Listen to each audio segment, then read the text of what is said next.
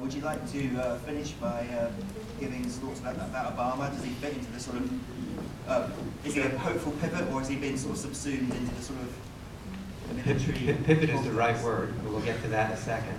Obama's a huge disappointment to us.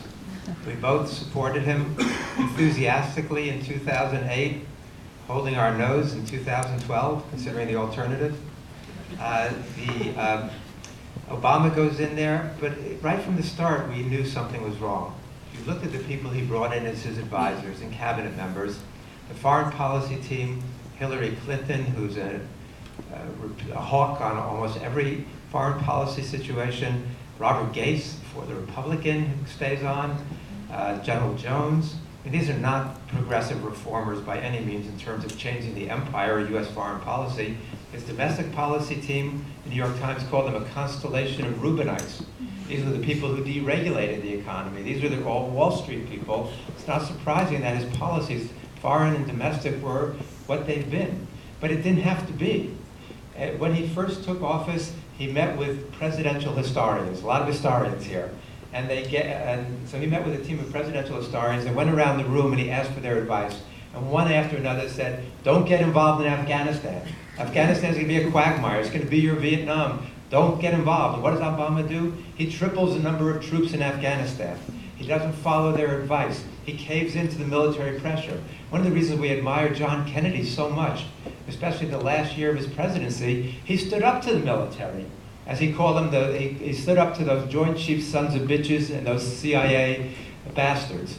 And I mean, he understood that. Had he gone in, had he followed the Pentagon's advice and invaded Cuba, bombed Cuba and invaded in 1962 during the Cuban Missile Crisis, much of the world that exists now would no longer be here.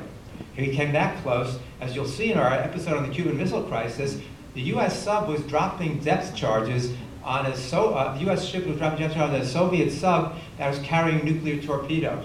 And the commander gave the order to launch the nuclear torpedo.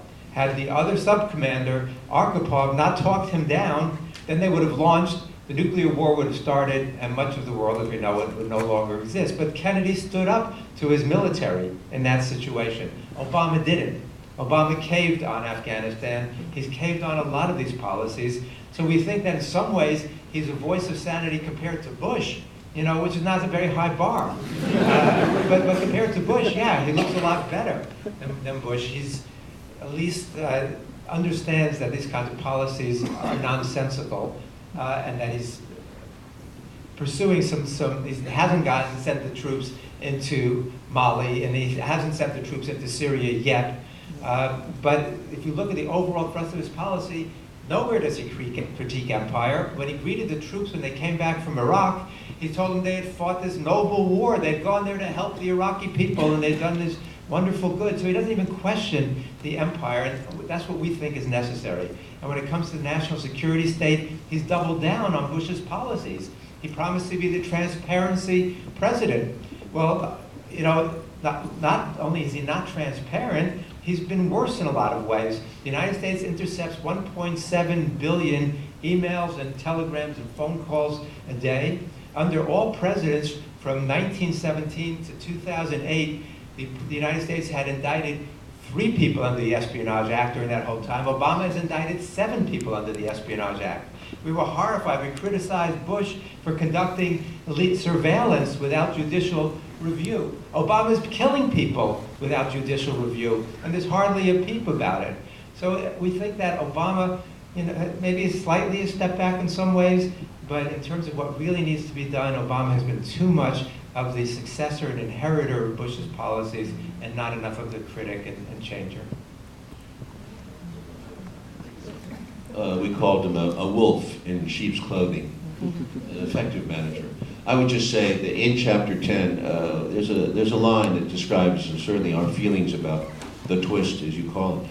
It says, history shows us that the curve of the ball can break differently, again and again. And it is in that hope, that things are never what they seem. You expect the worst, it doesn't look good, but somehow, by some divine mercy, Sunday, October 27th dawned, That night, Saturday night, many of the officials in the cabinet thought it was over. McNamara among them. The world was at an end. In 1962. Sunday, the light broke. Somehow, the crisis dissolved. I go back to Roosevelt's words to Churchill. Most every problem can be resolved. It doesn't have to come to this place. Roosevelt saw clearly. Kennedy and Khrushchev, because Khrushchev is a crucial partner, saw that they were losing control of the military. There was a dawn of mercy. It happens again and again. George McGovern runs for office in '72. He loses, he's wiped out, but he still said the right things and did the right things and was a beacon of hope. He could have been elected. In 1976, we all got behind Jimmy Carter. There was a great dawn to his presidency. It's a tremendous hope in New York. I remember that vividly. And things were changing. He announced interesting things. Within 2 years, he'd been terrified off by Zbigniew Brzezinski and the various analysts around him, but he was changed. The same thing happened again with Gore in 2000. He won that election.